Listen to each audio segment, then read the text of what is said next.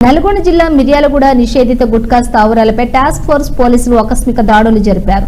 స్థానిక పాత బస్టాండ్, కూరగాయల మార్కెట్ ప్రాంతాలలో అక్రమంగా విక్రయిస్తున్న 11 లక్షల రూపాయల విలువ చేసే గుట్కా ప్యాకెట్లను స్వాధీనం చేసుకున్నారు.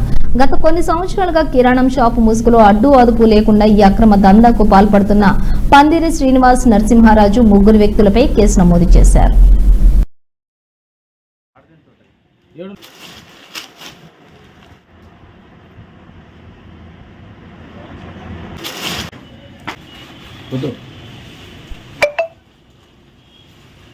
ఇట్లా ఓపెన్ చేయండి సార్.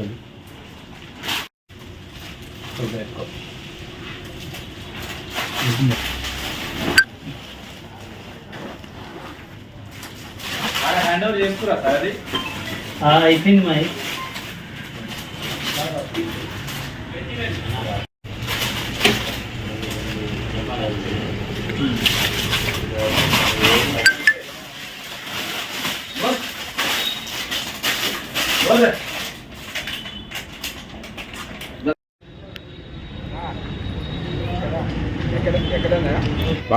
బాగా తీసుకుంటాను మొత్తం 7.5 బాయ్ కూడా కదా. ఎంత ఉంటుంది పెద్ద మనిషి?